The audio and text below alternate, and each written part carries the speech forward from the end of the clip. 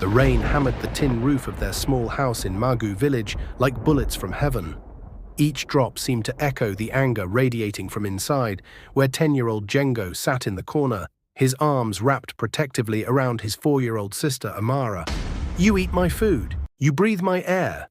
You cost me money I don't have." Nyota's voice was razor-sharp, cutting through the thunder outside like a blade through flesh. Django flinched with each word.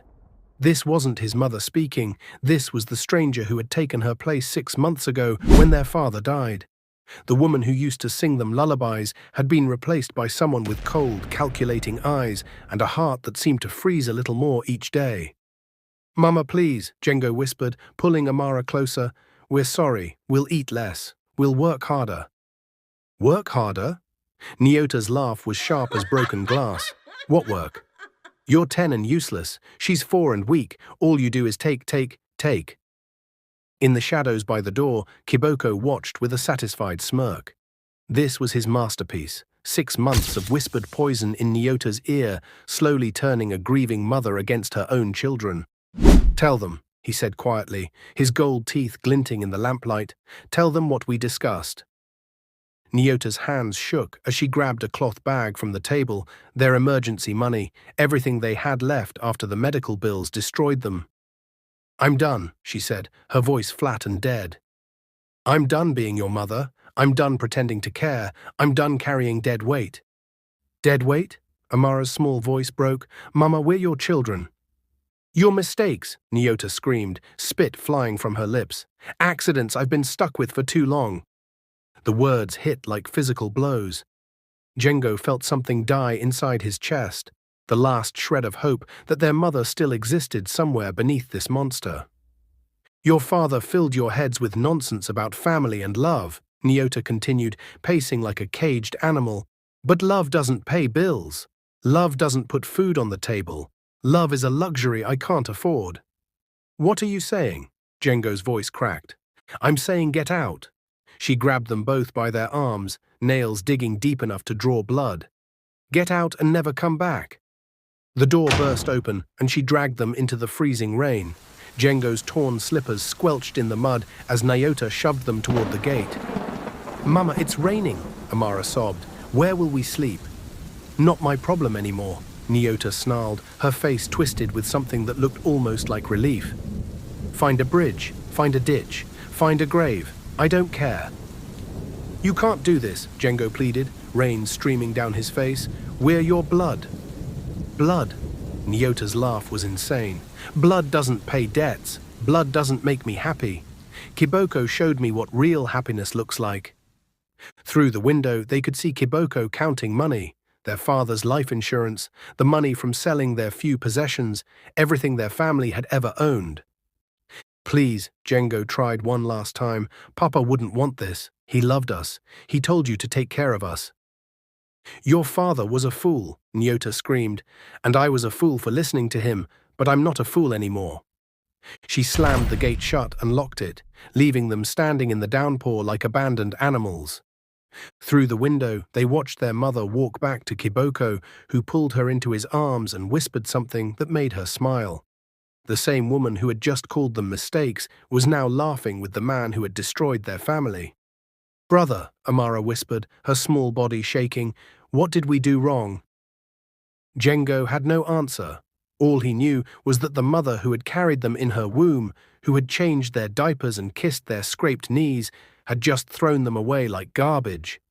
But as they stood there in the rain, something inside Django hardened into steel.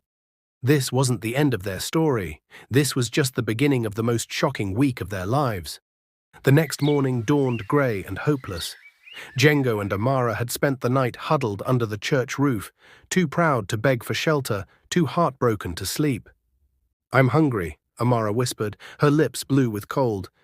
"I know, little sister. Me too."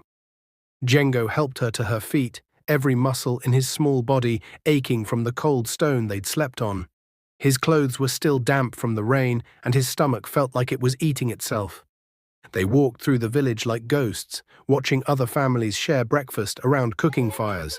Children laughed and played while mothers braided hair and fathers prepared for work. Everything they used to have. Everything they'd lost in one cruel night. Look, Amara pointed to a truck loading passengers at the village center.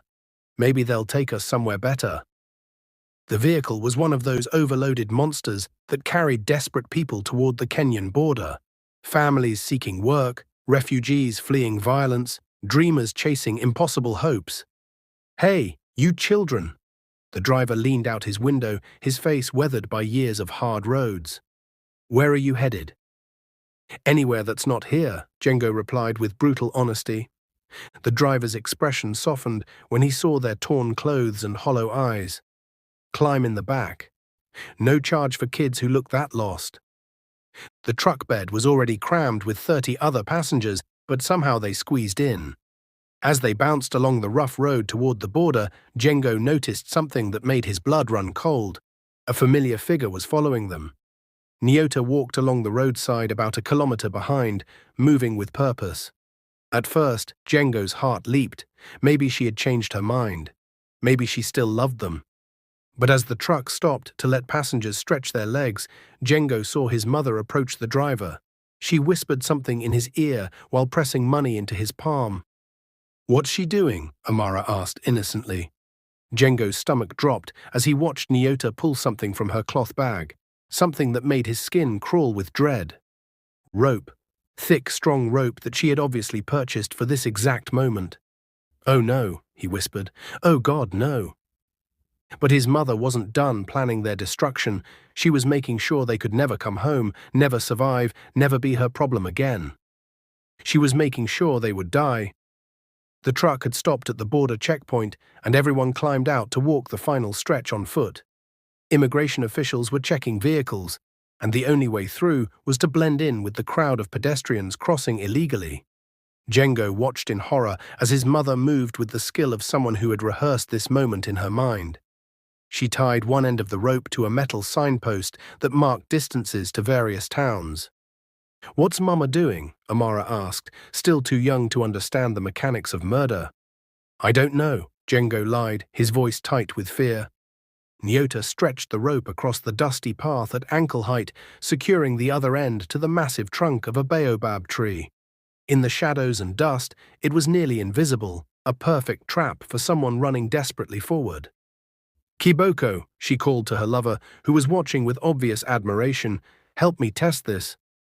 Kiboko walked toward the tree, pretending to stumble over the rope. Perfect, he grinned. When the boy runs, he'll go down hard. Hard enough? Nyota asked. Hard enough to break bones. Maybe hard enough to break necks. They shared a look of such cold planning that several other passengers began backing away, sensing evil in the air. Now, Nyota announced loud enough for everyone to hear, when you try to follow me like stray dogs, you'll learn to stay exactly where you belong, in the dirt. The truck engine roared to life. Black smoke belched from its exhaust pipe like a dragon breathing poison into the African sky. Django felt panic flood his system as he realized what was about to happen. His mother hadn't just abandoned them, she had set a trap to ensure they would never survive to tell anyone what she'd done. Without conscious thought, he began running after the vehicle, Amara bouncing in his arms, both of them crying and calling for the woman who had given them life and was now determined to take it away. Mama, he screamed with a voice that would later move millions. Mama, please don't leave us. His small legs carried him faster than he'd ever run before. The truck was picking up speed, but he was gaining on it. For a moment, he thought he might actually catch it. That's when his foot hit the rope. The physics were brutal and efficient. His forward momentum carried his upper body ahead while his legs were yanked backward with the force of his own desperation. The world exploded in a symphony of snapping sounds, the rope going tight, his ankle twisting, his knee bending wrong. But the worst sound was the wet crack as his spine twisted beyond its limits. Django crashed to the ground with sickening force, and Amara tumbled from his arms like a broken doll, her small head striking the rocky earth hard enough to split skin and draw blood. Pain beyond description shot through Django's back like liquid fire. He tried to stand, tried to crawl, tried to move his legs. Nothing. No, he gasped, clawing at the dirt. No, no, no. His legs lay motionless beneath him, as dead as stones. The boy who had always been the protector, the runner, the one who could escape any trouble, was now as helpless as a broken bird. Amara! He dragged himself across the ground with his arms toward where his sister lay unconscious. Wake up, little sister. Please wake up. Blood trickled from her forehead, and her breathing was shallow but steady. She was alive but hurt, and he couldn't even carry her to safety. In the distance, the truck was disappearing into a cloud of dust and heat shimmer, taking their mother away forever. Around them, the other passengers had scattered like startled birds, afraid to be seen near the scene of such obvious cruelty. Help! Django called out weakly to the empty road, his voice already hoarse from screaming and lack of water. Please, someone help us. But there was only silence, just the vast African sky, the uncaring landscape, and two children who had been thrown away like broken toys by the woman who was supposed to love them most. For 3 hours they lay there under the merciless sun. Django's water bottle had shattered in the fall, its contents now a dark stain spreading through the red dust. He tried to drag himself and Amara to what little shade the baobab tree provided, the same tree that had been used as an anchor for their destruction. The irony wasn't lost on him.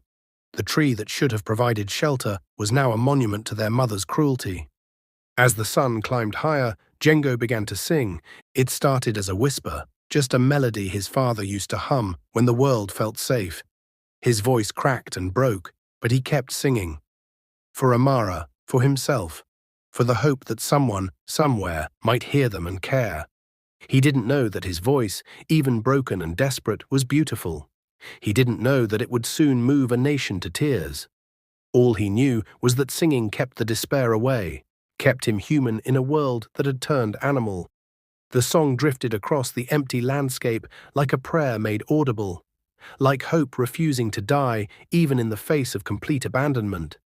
And perhaps it was this voice, this gift that not even attempted murder could destroy, that saved them.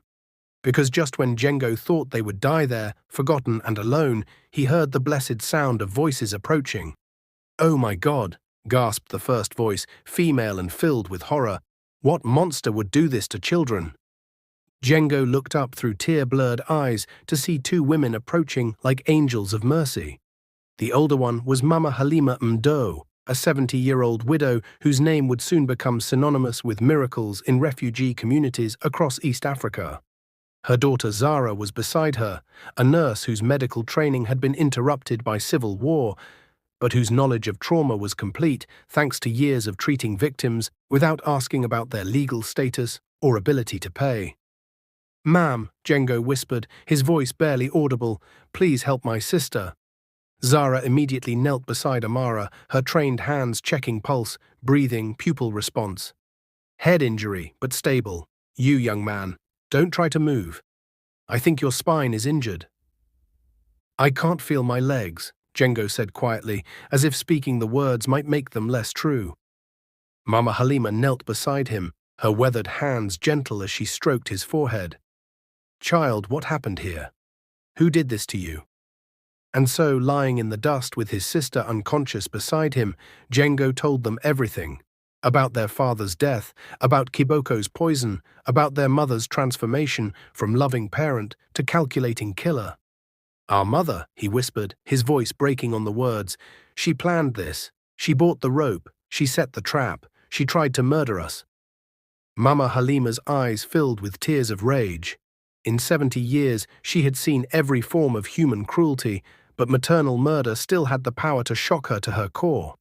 "She what?" "She said we were dead weight. She said love was a luxury she couldn't afford. She said we were mistakes." Zara was already working to stabilize both children, using supplies from her medical bag.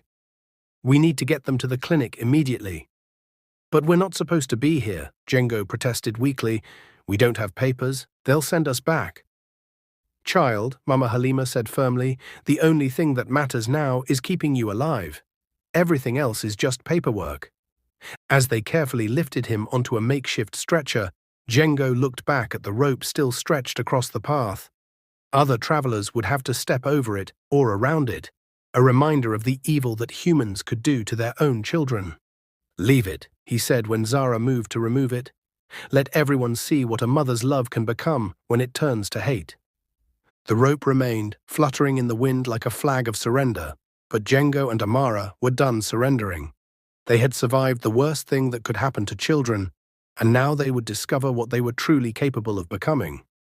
3 days later, in a small clinic bed that smelled of disinfectant and hope, Django woke up to a world that had fundamentally changed.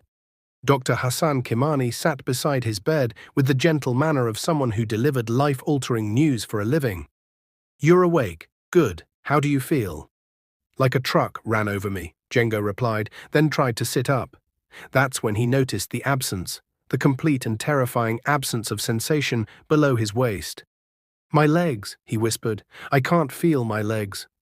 "I know," Dr. Kimani said gently. "The impact damaged your spinal cord at the L1 vertebra. The paralysis appears to be complete." The words hit like another truck. "I'll never walk again?" "Not with current medical technology, no." Django stared at the ceiling, processing this new reality. The boy who had outrun bullies, who had climbed every tree in Magu village, who had dreamed of playing football with his father when he got better, would spend the rest of his life in a wheelchair. "Where's Amara?" he asked suddenly. "Next room. Head injury, but she's recovering well. She's been asking for you every hour." "Can I see her?" Dr. Kimani wheeled a specially designed pediatric chair beside the bed. "Let's get you mobile first." The transition from bed to wheelchair was humiliating and terrifying. Django's legs flopped like dead fish, completely unresponsive to his desperate mental commands. But when the chair was properly adjusted and he could move under his own power again, he felt a spark of something that might have been hope. "Take me to my sister." Amara's face lit up like sunrise when he rolled into her room. Her head was bandaged, but her eyes were bright with the toughness that children possess when surrounded by genuine love. "Brother," she called out, carefully sitting up, "you're in a chair." "Yeah," he said, forcing a smile. "Pretty cool, right? Like having my own personal throne." She giggled, and the sound was like medicine for his broken heart. "Does it hurt?" "Not anymore. I can't feel anything down there." "That's sad," she said with 4-year-old honesty. "But I'll be your legs now. I'll run for both of us." "And I'll be your voice," he replied, not yet understanding the prophetic nature of his words. That evening, as Amara slept and the clinic grew quiet, Django found himself humming. It started unconsciously, just a melody that seemed to flow from somewhere deep inside his broken heart. The tune was haunting, beautiful, and filled with pain that somehow sounded like hope. It wasn't professional or trained, but it was real.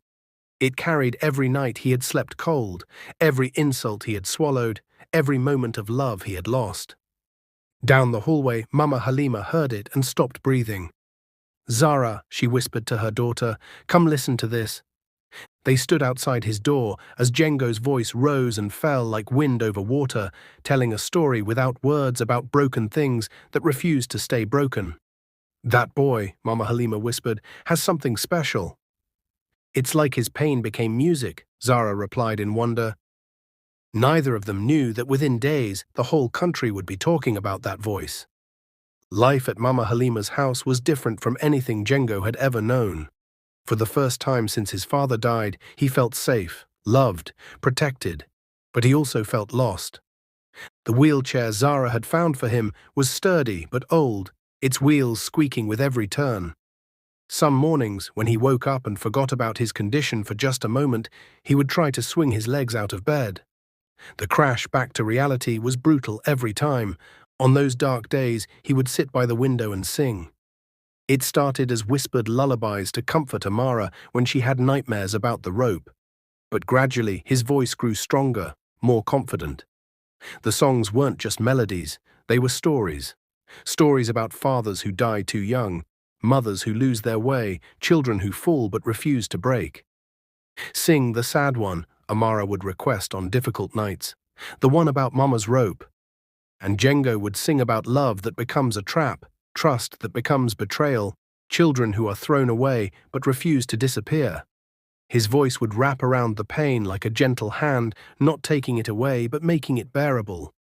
Word spread quickly in their neighborhood. "There's a boy at Mama Halima's house who sings like an angel sent from heaven," people whispered. "His voice can make stones weep." Neighbors began gathering outside their window in the evenings, not as gawkers, but as people hungry for beauty in their difficult lives.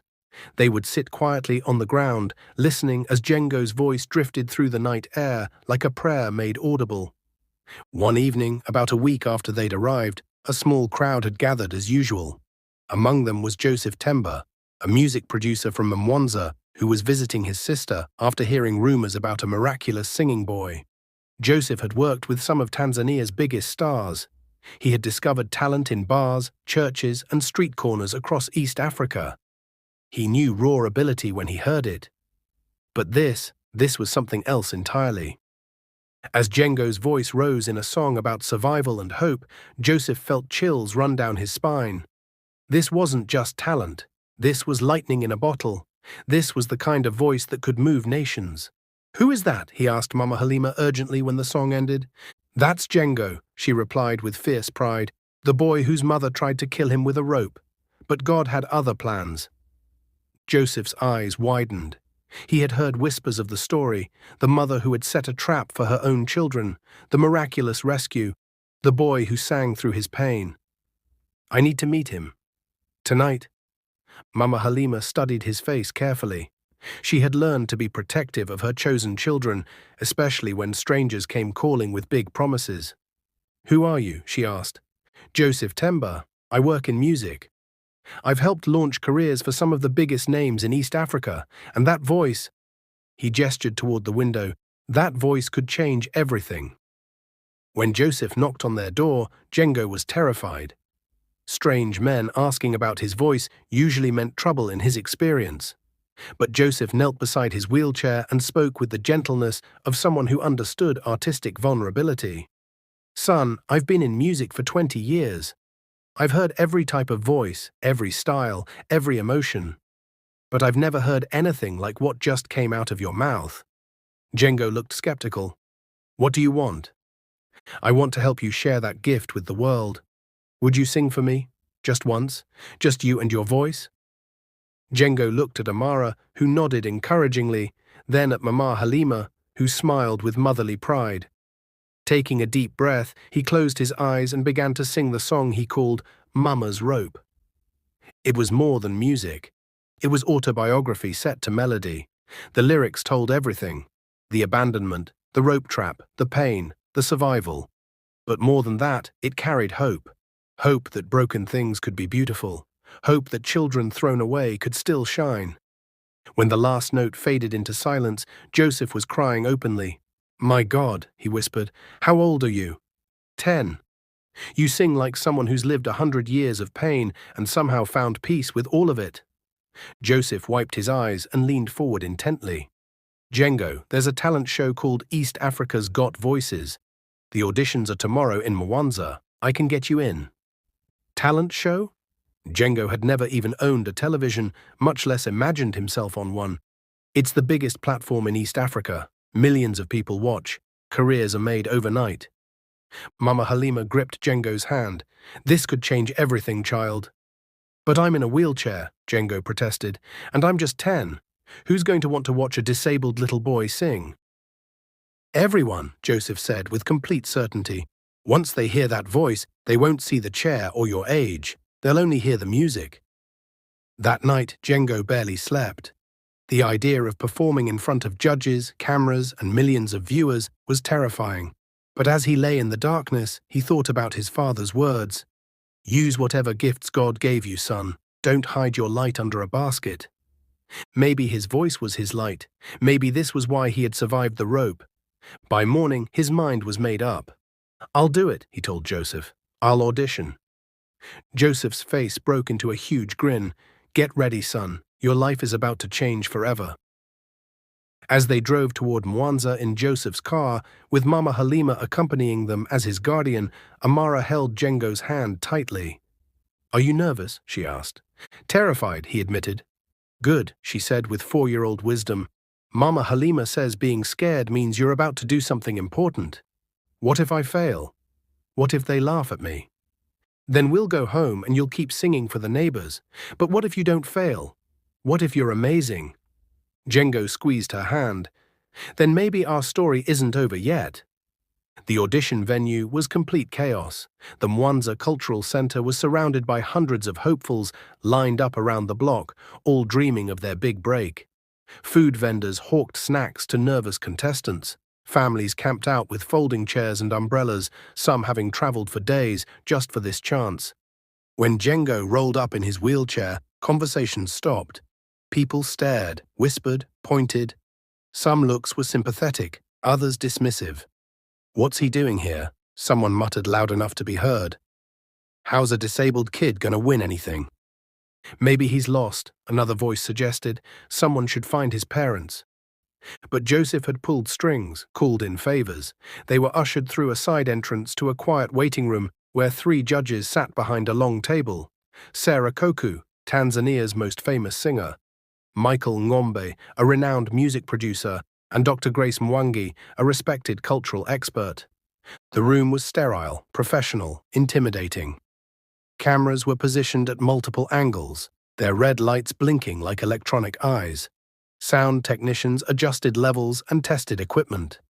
Next contestant, called a production assistant. Django rolled forward, his heart hammering so hard he was sure the microphones would pick it up. Mama Halima walked beside him, her hand resting protectively on his shoulder. "What's your name, young man?" Sarah Koku asked kindly, her voice warm and encouraging. "Django Mwalimu. I'm 10 and I'm from Magu village." The judges exchanged surprised glances. 10 years old was young, even for a talent show that regularly featured child performers. "And what will you be performing for us today?" Django's hands trembled on his wheelchair handles. "A song I wrote called Mama's Rope. It's about my story." "Who's with you today?" Dr. Mwangi asked gently, noticing Mama Halima. "This is Mama Halima. She takes care of me and my sister now." The judges exchanged another look. They had heard hundreds of sob stories already today, but something about this small boy's quiet dignity was different. "Whenever you're ready," Dr. Mwangi said gently. Django closed his eyes, thought of his father in heaven, thought of Amara waiting outside, thought of Mama Halima's faith in him. Then he opened his mouth and let his truth pour out. The first note that escaped his lips was pure magic. Clear, strong, and filled with emotion that seemed too big for his small body. As the melody built, silence fell over the room like a blanket. Producers stopped checking their phones. Camera operators leaned in closer. Sound technicians froze at their boards. The song told everything: the father's death, the mother's betrayal, the rope trap, the broken spine, the survival. But more than that, it carried something universal: the pain of being unwanted, the strength found in abandonment, the hope that refuses to die. "There's a rope around my ankles, made of Mama's dying love. Every step I try to take just pulls me to the ground, but I'll sing until this rope becomes a bridge across the pain, where broken children learn to fly on voices that are found." As he sang the chorus, tears began forming in the judges' eyes. In the control room, hardened television executives found themselves reaching for tissues. Camera operators who had filmed thousands of auditions had never seen anything like this. When the last note faded into silence, the room was completely still. No one moved, no one breathed. Even the air conditioning seemed to pause in respect. Then Sarah Koku stood up, tears streaming down her face, and began clapping. The other judges joined her, then the production crew, then everyone in the room erupted in thunderous applause that seemed to shake the building's foundations. "In 20 years of judging talent shows," Sarah said, her voice shaking with emotion, "I have never heard anything like that. You didn't just sing to us, you opened your soul and let us look inside." Michael Ng'ombe leaned forward, his professional composure completely shattered. "Django, I need you to understand something. What just happened here? This doesn't happen. Voices like yours come along maybe once in a generation. And you're only 10 years old." Dr. Mwangi wiped her eyes with a tissue. "Young man, you have a gift that could heal this entire country. Maybe this entire continent." "So?" Django asked nervously. "Did I pass?" Sarah laughed through her tears. "Pass. Son, you're going straight to the live shows. No more auditions, no elimination rounds. You're in the finals. We're putting you through with the golden buzzer, Michael added. You're our pick to win the whole thing. As production assistants wheeled him out of the room, the waiting contestants had gone completely quiet. Word was already spreading through the venue like wildfire. There's a boy in a wheelchair who just made the judges cry. He's something special. He's something magical. Outside, Amara was pacing nervously with Mama Halima. How did it go? She asked the moment she saw him. I think, Django said slowly, a smile spreading across his face, I think our lives just changed forever. That night, a production assistant uploaded a short clip of Django's audition to the show's social media accounts with the caption, "Wait until you hear this 10-year-old's voice." By morning, everything would explode. Django woke up to Mama Halima shaking his shoulder with unusual urgency. "Child, you need to see this right now," she said, holding up her old mobile phone with trembling hands. The screen showed his audition clip from the night before. Underneath it was a number that made absolutely no sense to him. 2.3 million views. What does that mean? He asked groggily, rubbing sleep from his eyes. It means, said Zara, rushing into the room with barely contained excitement, that the entire country watched you sing last night. She was right. Overnight, Mama's Rope had exploded across social media like a digital wildfire. The video was being shared faster than the platforms could count them. Radio stations across East Africa were playing bootleg recordings. News channels were scrambling to run stories about the mystery boy with the golden voice. By 8 a.m., a Mama's Rope was trending in 3 countries. By noon, it was trending across Africa. The comments section was a flood of emotions. I can't stop crying. This boy's voice is a miracle. Who hurt this child? I want to adopt him immediately. He's only 10 years old. How is this possible? His mother should be in prison for attempted murder. This is what real talent sounds like, pain transformed into beauty. I've never heard anything like this in my life. But it was the comment from someone named Village Elder Magu that stopped Django's heart. I know this boy's story. His mother Nyota Mwalimu tried to murder him and his sister with a rope trap at the border. I have photos. I have proof. The world needs to know what she did. Within 2 hours of that comment, everything exploded even bigger. Photos began surfacing online, grainy cell phone images of the rope still stretched across the path, witness statements from other passengers on the truck, even a blurry shot of Nyota tying the knots while Kiboko watched approvingly. Mother's evil plot exposed, screamed the headline on Tanzania's biggest news website. 10-year-old talent show star reveals horrific abuse, announced the radio broadcasts. Django's Rope, a story of survival and song, read the newspaper front pages. News crews descended on Magu village like a media invasion. Everyone wanted to know more about the boy whose voice had touched a nation and the mother who had tried to silence it forever. Neighbors who had ignored the family's suffering for months suddenly became experts on Nyota's cruelty. Shop owners who had sold her the rope were interviewed on live television. Even the truck driver who had transported them to the border came forward with his own horrifying testimony. She paid me extra to make sure those children couldn't follow, he admitted on camera. She said they were troublemakers who needed to learn a lesson. I thought she just meant leaving them behind. I didn't know she was planning murder. By evening, Joseph was fielding calls from international media outlets. Record labels from Johannesburg to Lagos were making offers. The talent show producers were in crisis mode, trying to figure out how to handle the biggest story in African television history. Entertainment Tonight wanted an exclusive interview. The BBC was flying in a crew from London. CNN's African Bureau was preparing a feature story. Rolling Stone magazine was sending a photographer from New York. This is insane, Django said, staring at his phone as notification after notification flooded the screen. Yesterday, I was nobody. Today, everyone knows my name. Not everyone, Amara said quietly. She doesn't know yet. But that was about to change. In her small house in Magu village, Nyota Mwalimu sat frozen in front of her ancient television set, watching her son's face fill the screen while the world called her a monster. She had been eating dinner, leftover ugali and beans that Kiboko had grudgingly provided, when the evening news began. The lead story was supposed to be about politics or economics, the usual boring stuff that helped her fall asleep. Instead, she saw her son sitting in a wheelchair on a stage, singing with a voice she had never heard before. A voice that seemed to carry the pain of the entire world and somehow transform it into something beautiful. The news anchor's voice cut through her shock. The contestant who has taken East Africa by storm with his incredible audition is 10-year-old Jengo Mwalimu from Magu village. But behind his amazing talent lies a story of survival that has shocked the nation.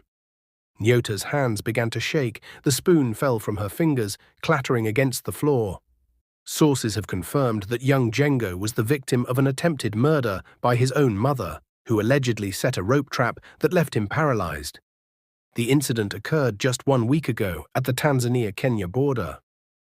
The screen filled with photos, the rope, the tree, witness statements, even a blurry image of her own face taken by someone's phone camera. "Murderer!" someone shouted from outside her house. A rock struck her window, spiderwebbing the glass. Nyota crawled to the window and peered through the curtains. A crowd had gathered in her yard, neighbors, villagers, people she had known her entire life. They held phones displaying her son's video, their faces twisted with rage. "Come out, child killer," another voice screamed. "Face what you've done." But Nyota couldn't move. She could only stare at the television as her son gave interview after interview, his voice steady and mature, telling the world about her betrayal with devastating calm.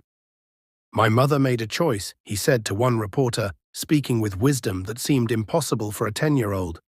"She chose money over her children. She chose a man over her family, and when we became inconvenient, she decided to kill us." The interviewer pressed for details. "That must have been terrifying for you." "The scariest part wasn't the rope," Jengo replied. "It was realizing that the person who was supposed to love me most in the world wanted me dead." Nyota doubled over as if physically struck. These words, spoken with such quiet dignity, hurt worse than any screaming or accusations could have. Outside, the crowd was growing larger. Someone was spray-painting "Monster" on her front door. Car horns honked as people drove by just to hurl insults at her house. Her phone buzzed with message after message. "You're sick. You don't deserve to live. That boy is an angel and you're a demon. I hope you rot in hell. How could you hurt a 10-year-old? But the message that broke her completely was from her own sister in Dar es Salaam. "Don't ever contact me again. You're dead to this family." By midnight, Nyota sat alone in her darkened house, listening to the crowd outside gradually disperse. Kiboko had vanished the moment the story broke, taking with him every shilling she had saved. She turned the television volume up and watched her son's audition for the 100th time that night. His voice filled her empty house, beautiful and haunting and completely foreign to her. This wasn't the quiet boy who used to sweep her floors and wash her dishes. This was someone extraordinary, someone the whole world was falling in love with while they learned to hate her. She had tried to kill a future superstar, and now everyone knew it. The media frenzy reached its peak when Tanzania's most respected journalist, Maria Modest, landed an exclusive interview with Jengo. The sit-down was scheduled for prime time, and advance publicity suggested it would be the most watched television program in the country's history. The studio was packed with cameras from dozens of international outlets. This wasn't just entertainment news anymore. This was a global story about survival, talent, and the unthinkable cruelty some parents inflict on their children. Maria had interviewed presidents and dictators, celebrities and criminals, but she approached this conversation with unusual respect. The young man sitting across from her in his wheelchair had somehow become a symbol of hope for abandoned children worldwide. "Jengo," she began gently, "thank you for sharing your story with us. I know this must be incredibly difficult." "Thank you for having me, Maria. And you're right, it is difficult. But I think it's important for people to understand what happened. Tell us, in your own words, what your life was like before that terrible day." Jengo's voice remained steady, but his eyes showed flashes of the pain beneath. "After my father died, everything changed. My mother became someone I didn't recognize. She started listening to this man, Kiboko, who convinced her that my sister and I were the reason she couldn't be happy. That must have been confusing for a child. It was heartbreaking. We kept trying to be better, to make her love us again. We did extra chores, ate less food, stayed out of her way. But nothing worked. She had already decided we were worthless. Maria leaned forward with gentle eyes. And the night she forced you to leave. She told us we were mistakes. She said love was a luxury she couldn't afford. Then she dragged us out into the rain and locked the gate behind us. But that wasn't the end of it. No. Django's jaw tightened slightly. She followed us. She planned our deaths. She bought rope specifically to set a trap that would cripple or kill us when we tried to follow her truck. The studio was dead silent. Camera operators zoomed in on Django's face, capturing every tiny expression as he relived the trauma. How do you find the strength to talk about this so calmly? Because staying silent means she wins. If I hide what happened, other children suffering abuse might think they're alone. They need to know they're not. Maria wiped away a tear. Your voice, when did you discover you could sing like that? I've always sung, but not like this. After the accident, when I was lying in the clinic unable to walk, music became my way of processing the pain. It was like my broken heart found its voice. And now that voice has touched millions of people. That's the beautiful irony, Django said with a sad smile. My mother tried to silence me forever. Instead, she gave me the most powerful voice in Africa. The moment that would go truly viral came when Maria asked the question everyone wanted answered. If your mother is watching right now, what would you say to her? Django looked directly into the camera, his eyes intense, but not angry. I would say thank you. The studio audience gasped audibly. Thank you, Maria asked, clearly surprised. Thank you for showing me what I'm capable of surviving. Thank you for leading me to people who actually know how to love. Thank you for proving that I'm stronger than the worst thing you could ever do to me. He paused, then continued with devastating calm. And thank you for teaching me that being thrown away doesn't make you worthless. It just means you were too precious for the person who lost you. The interview shattered viewership records across East Africa. But more importantly, that final quote became an anthem for abuse survivors worldwide. Too Precious began trending globally as people shared their own stories of surviving abandonment and finding strength in the darkness. The clip was shared millions of times across every platform. International media picked up the story. Child protection organizations used Django's words in their awareness campaigns. His quote was translated into dozens of languages and spread across continents. But 200 kilometers away, in a house that now felt like a prison, Nyota watched her son's words with growing horror. She had created a monster, not in him, but in herself. And now the whole world could see exactly what kind of mother she really was. The boy she had tried to destroy was not just surviving, he was thriving. While she sat alone and hated, he was loved by millions. While she faced universal condemnation, he was being celebrated as a voice of hope. She had thrown away a diamond, thinking it was a rock. And now that diamond was shining so brightly that everyone could see her stupidity, her cruelty, her unforgivable waste. If you're eager to see how this story unfolds, please subscribe and let us know in the comments below. Type continue to see episode 2. Your feedback will help shape future videos on this channel.